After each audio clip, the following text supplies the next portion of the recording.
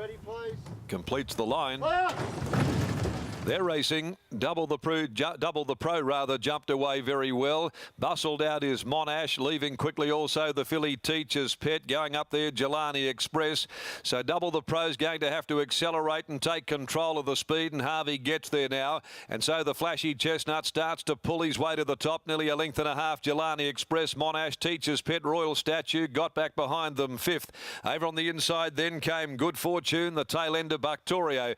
This flashy looking Chestnut with the white blaze and stockings led them at the 650. Double the Pro and under a vice-like grip from the Pontiff. A length and a half, Jelani Express. A similar margin, Monash. Then over on the outside, the Frost Giant filly Teacher's Pet being trailed by Royal Statue. On the inside is Good Fortune, just getting Royal Statue away from that one-off line, and back last of all, Buctorio. Double the Pro headed for home.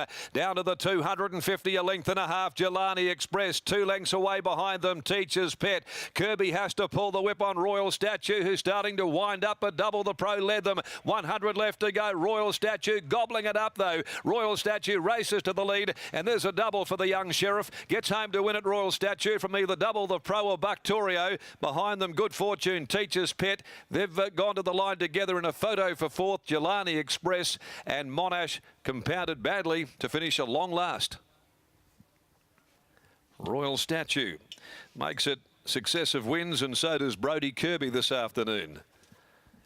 Royal Statue conceding the well back Double the Pro a head start. Double the Pro having to work his way to the top, and when he did get there, he really didn't settle, but that's been a trademark of late. He has tended to pull, and Royal Statue was able to capitalise upon that. Finished off the race really well. The Statue of Liberty 3-year-old. Buctorio will be third. Good Fortune gets the bob for fourth placing, just in front of Teacher's Pet. Now they've run 1:11.94.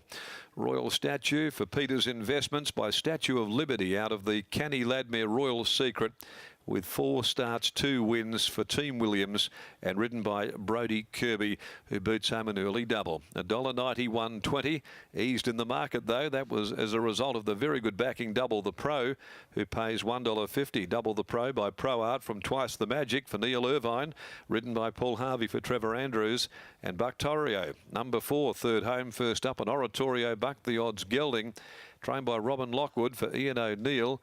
G. Pierce, W, Mrs. P and L. Carroll, Madames Hutchinson, Payne, Carlson, Cheng Key, Apostolos, Rolls, Jones and G. O'Neill, J. Whiting in the saddle. 3/4 a neck. Margins, and the sectional for that particular race is 35.44, 35.44. Now, the next on the card, the running of the Iron Jack Handicap over 2,200 at 5 after 3. Number 5 comes out, 5 degrees, as we take you down to Gareth, and about to catch up with managing part owner Bob Peters. Certainly a 3-year-old that's very much in the development stage. Gareth? Yeah, terrific effort by the son of Statue of Liberty. Loved its last furlong especially, and Bob, since the blinkers have jumped on this gallop, he's just been a different horse. Yes, he's definitely a work in progress, isn't he? In the run, there was no way he was going to win. He looks like a big slug, to be quite honest with it, but he started to stretch out towards the end. What pleased you most? Just his finishing last 100 metres. At the 100, he still had to make up ground, and he kept doing it. What do you think that can come of this horse's preparation? Because he seems to be improving every time you step him out. Yes, well, he's bred to be a sprinter, and he looks like a sprinter, but in the run, he worries you. Yeah, he does a little bit. What about Brodie Kirby? Using him a little bit now. What do you think of this young kid? Yeah, he's going very well. Hopefully he can keep it up. He's doing a good job at the moment. Big advantage sometimes when you can find a handy 3-kilo claimer. It certainly is. Well done, Bob. Thank you. There's Bob Peters there, the winning owner there of this young horse going places. Royal Statue making back-to-back victories after an impressive effort there at Bunbury. Double the Pro was brave once again. He'll be winning another race shortly, and Buctorio back in third there, Mark. Time 1:11.9, 35.4 was the last 600. I'll tell you what I'd be really interested in. There's a tap-touch market on the apprentice title at the moment. Taylor Stone's out injured at the moment. Fred Kersley's over east. This guy's, he's just absolutely flying. He's going to be in double digits before you know it. I think he'd nearly be favourite at the moment if he continues this recent form up. I think he would be. I mean, he may I don't know well how ride many is behind. Oh, I think he's on about 5, so he's about 10 behind, but he could ride another couple today. how long left in the season?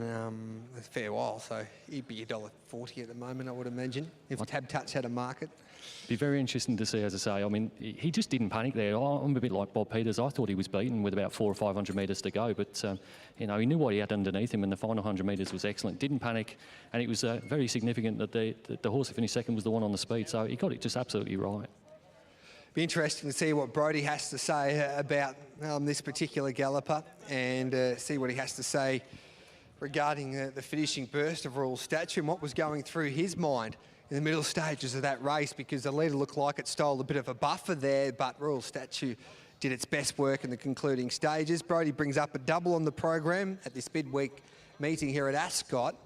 Tell us what you were thinking, say, at the 600 metre mark. Off my form, I did. I thought I'd be 1 out, 1 back following Paul Harvey. And when he got to the front, I know Paul Harvey's a very good judge out there in front. I thought he was on the horse to beat. I was 1 out, 1 back, and Clint come off the fence, but my horse wasn't travelling that good, so I was happy to sort of put the bit back in his mouth and let him pick it back up again. Coming around the corner, I thought, I'm on the best horse here.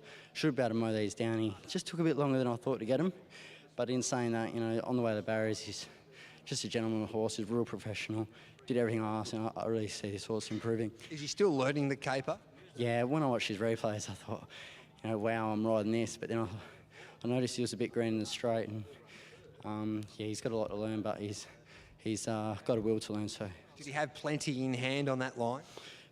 he's just got to work it out, and yeah, he will improve. You're working it out pretty well these days. Well done, Brodie.